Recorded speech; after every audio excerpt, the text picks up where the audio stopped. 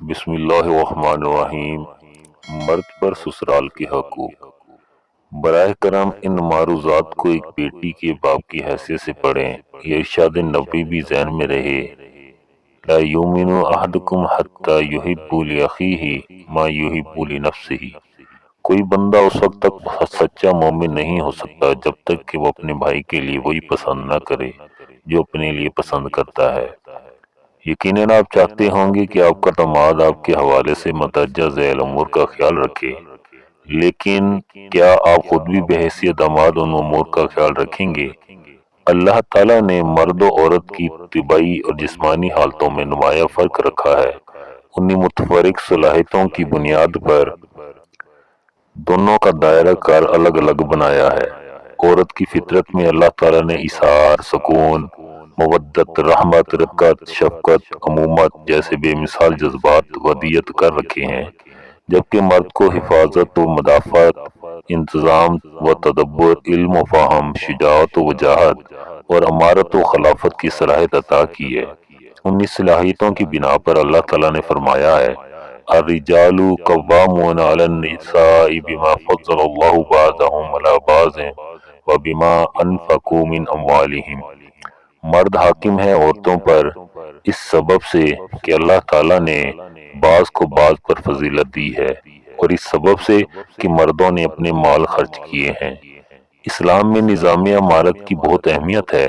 جہاں بھی دو یا دو سے زیادہ افراد اکٹھے ہوں، انہیں اپنے میں سے کسی ایک کو امیر مقرر کرنے کی ہدایت کی گئی ہے، چاہے صلاۃ ہو، سفر ہو، جہاد ہو یا کوئی اور اجتماعی معاملہ۔ گھر معاشرتی نظام کی بنیادی اکائی ہے جو ایک ریاست کی نمائندگی کرتا ہے۔ اس میں معاش، تعلیم، خزانہ، علاج، رہائش، کفالت، قرض، ہر قسم کا صیغہ موجود ہوتا ہے۔ اس ریاست کا امیر یا سرپرست مرد اس کا انتظام کیسے کرے، مختلف افراد کے ساتھ کیسا رویہ رکھے، حقوق و فرائض کی نگہداشت کس طرح کرے، یہ سب مرد ہی کی ذمہ داری ہے۔ مرد پر سسرال کے حقوق کیوں؟ رسول اللہ صلی اللہ علیہ وآلہ وسلم کا فرمان ہے کلکم راعٍ ومسئول عن رعیتہ والامیر راعٍ والرجل راعٍ علی اہل بیتہ۔ تم میں سے ہر شخص ذمہ دار ہے اور اپنی رعیت کا جواب دہ ہے۔ امیر اپنی رعیت کا جواب دہ ہے اور آدمی اپنے اہل و عیال کے متعلق مسئول ہے۔ مرد کے اہل و عیال میں اس کے بیوی بچوں کے علاوہ اس کے زیر کفالت افراد بھی شامل ہیں۔ مرد کی ذمہ داریوں میں سے ایک اہم ذمہ داری یہ بھی ہے کہ وہ اپنی بیوی کے اقربا کے حقوق ادا کرے جو اس کے سسرال ہیں۔ اس ذمہ داری کی تین بنیادی وجوہات ہیں۔ اللہ تعالیٰ نے اہل قرابت کے حقوق ادا کرنے کا قرآن مجید میں تقریباً 10 جگہ حکم دیا ہے۔ وَآتِ ذِی الْقُرْبَىٰ حَقَّهُ، اور قرابت داروں کا حق دیتے رہنا۔ قرابت کے حقوق میں بیمار کی عیادت کرنا، جنازے میں شرکت کرنا، وفات پر تعزیت کرنا، خوشی کے موقع پر مبارکباد دینا، ہدیہ لینا اور دینا، ضرورت مند اہل قرابت کی مدد کرنا، خاص طور پر جو قطع رحمی کرے اس کے ساتھ بھی صلہ رحمی کرنا شامل ہے۔ چونکہ سسرال مرد کے اہل قرابت ہیں، لہذا ان کے حقوق کی ادائیگی مرد پر فرض ہے۔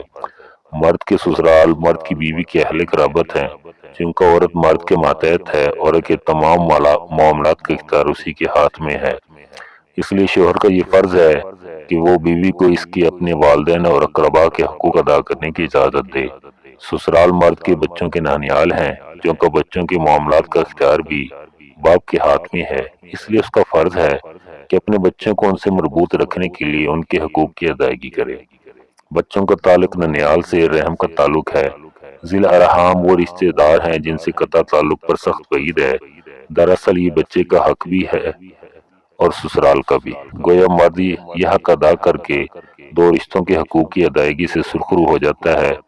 رسول صلی اللہ علیہ وآلہ وسلم نے بچے کی اس حق کا خیال رکھتے ہوئے مسلمانوں کو حکم دیا تھا کہ تم لوگ عنو قریب ایک ملک مصر فتح کرو گے، جہاں قرات کا رواج ہوگا، وہاں کے لوگوں سے بھلائی کرنا، کیونکہ ان کا تم پر حق ہے، ان کا تم سے دمادی کا رشتہ بھی اور رحم کا بھی۔ اسماعیل علیہ السلام کی والدہ ہاجر علیہ السلام اور نبی اکرم صلی اللہ علیہ وآلہ وسلم کے بیٹے ابراہیم علیہ السلام کی والدہ ماریہ قبطیہ رضی اللہ تعالیٰ عنہ دونوں کا تعلق مصر سے تھا۔ چنانچہ صحابہ کرام نے آپ صلی اللہ علیہ وآلہ وسلم کے اس فرمان کا پاس رکھا جب عمرو بن العاص رضی اللہ تعالیٰ عنہ مصر فتح کرنے گئے تو لڑائی سے رکے رہے اور ان کے نمائندہ پادریوں سے کہا ہمیں حکم دیا گیا ہے کہ ہم آپ لوگوں سے بھلائی کریں کیونکہ آپ لوگوں کے ساتھ ہمارا رحم کا تعلق ہے۔ پادریوں نے سنا تو بول اٹھے سوائے انبیاء کی اس جیسی دور کی رشتہ داری کا تو کوئی لحاظ نہیں کرتا۔ معلوم ہوا کہ رحم کے رشتوں کا پاس رکھنا انبیاء کی سنت ہے اور باپ کا یہ فرض ہے کہ ننیال کے ساتھ بچے کا تعلق استوار رکھنے میں معاونت کرے خواہ رشتہ کتنا ہی دور سے کیوں نہ ہو۔